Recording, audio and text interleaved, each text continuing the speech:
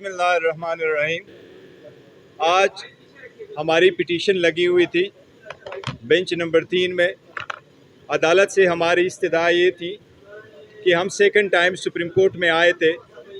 जो Islamabad high court में हमारे पिटीशनें पेंडिंग है और उस पिटीशनों पे फैसला अब तक हुआ नहीं है, लेकिन जिस स्पीड से ट्रायल कोर्ट केस के साथ प्रोसीड कर रहा है, अगर उसकी प्रोसीडिंग इसी तरह चलती रही तो जो हमारे एप्लीकेशन पेंडिंग है, जिसमें हमने आईनी और क़ानूनी नुकात उठाए हैं, जुरिस्डिक्शन रिलेटेड, दायरे इख्तियार समात और इस कोर्ट के सामने प्रोसीड करने की, वो सारी इन्फ्रक्चुअस हो जाएगी। अदालत ने आज हमारे केस पे इलेक्शन कमीशन को नोटिस इशू करके मैटर एडजर्न कर दिया है जुमे के लिए। अदालत से हमारी इस्तदा ये थी कि ट्रायल कोर्ट के सामने प्रोसीडिंग को रोका जाए। अदालत ने ऑब्जर्वेशन दी है कि हम आपको ये रिलीफ दे चुके हैं। लास्ट तारीख़ पे जो हमने ऑर्डर पास किया था, उस ऑर्डर में हमने आपको ये रिलीफ इस तरह से दिया है कि आपकी सारी एप्लीकेशनें हमने क्लब करवा दी हैं और हमने उसमें ऑब्ज़र्व कर दिया था कि आपका ट्रांसफ़र एप्लीकेशन जो इस वक्त इस्लामाबाद हाई कोर्ट में पेंडिंग है, वो भी आपके उन पिटीशनों के साथ सुना जाए जिसमें आपने क़ानूनी नुकात उठाए। तो अदालत ने ये ऑब्ज़र्व किया कि क्रिमिनल प्रोसीजर के सेक्शन 526 सब सेक्शन 8 के मुताबिक जब आपकी एप्लीकेशन आ जाए तो अदालत फ़ाइनल ऑर्डर इशू नहीं कर सकता। सुप्रीम कोर्ट ने ये ऑब्ज़र्व कर लिया कि चूँकि आपके ख़िलाफ़ फ़ाइनल एडवर्स ऑर्डर कन्विक्शन या एक्विटल का नहीं हो सकता, लिहाजा आप वरी न करें, तब तक ये एप्लीकेशन ही फ़ैसला हो जाएगी। उम्मीद है कल हमारी इस्लामाबाद हाई कोर्ट में प्रोसीडिंग पेंडिंग है, उसमें जो ऑर्डर हो गया फिर जुमे वाले दिन इंशाअल्लाह ताला यहाँ दोबारा हमारी प्रोसीडिंग्स होगी। देखें, पहली बात तो ये है कि हमारे इन केसेस का बुनियाद क्या है। बुनियाद है वो मुतासिब जज हुमायूं दिलावर साहब, जिसके ख़िलाफ़ सुप्रीम कोर्ट ने भी ये हुक्म जारी किया था पिछली तारीख पे कि वो ट्रांसफ़र एप्लीकेशंस जो हमने मुतासिब जज के ख़िलाफ़ दे रखी हैं, उसका फ़ैसला हमारी क्रिमिनल रिवीजन्स के साथ किया जाए। और वो क्रिमिनल रिवीजन्स भी पेंडिंग हैं जस्टिस आमिर फ़ारूक साहब के पास, और वो कल सुबह उसकी तारीख़ फ़िक्स है। देखें, हमारा बुनियादी केस क्या है। बुनियादी केस हमारा ये है कि इंसाफ न सिर्फ हो बल्कि होता हुआ नज़र आना चाहिए।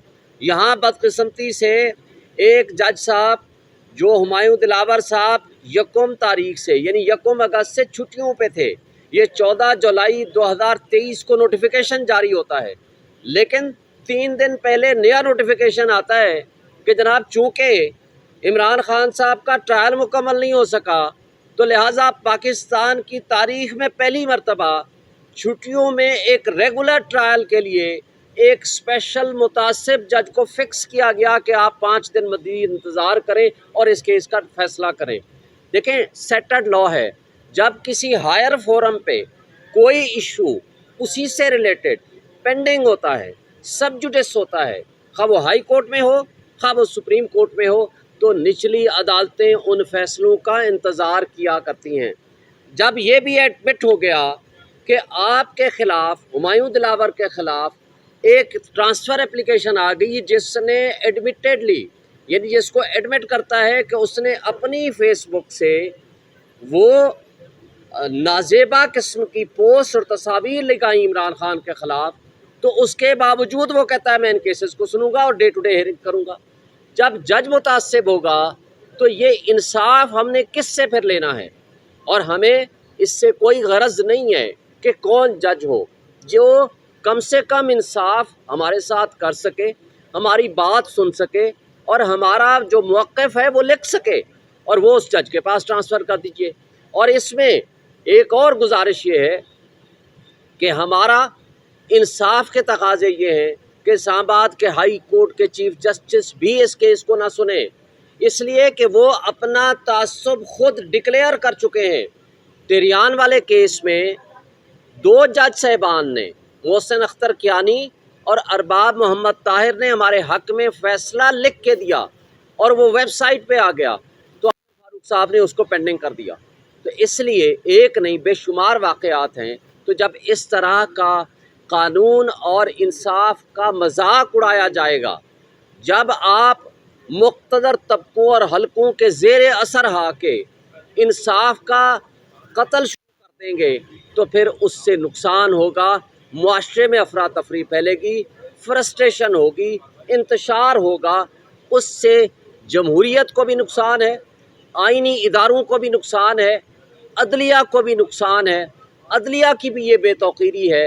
میں سمجھتا ہوں کہ ہمیں اس حوالے سے پوری قوم کو آگاہ کرنا چاہتے ہیں کہ توشہ خانہ کے کیس میں جو کرمنلز ہیں، جو مجرم ہیں، وہ ہیں جنہوں نے رول ریگولیشنز کے برعکس گاڑیاں لی ہیں، جس میں مریم نواز صاحبہ نے بغیر اس کو توشہ خانہ میں جمع کرائے، پبلک آفس ہولڈر ہونے کے بغیر وہ گاڑی لی ہے، جو کہ جرم ہے.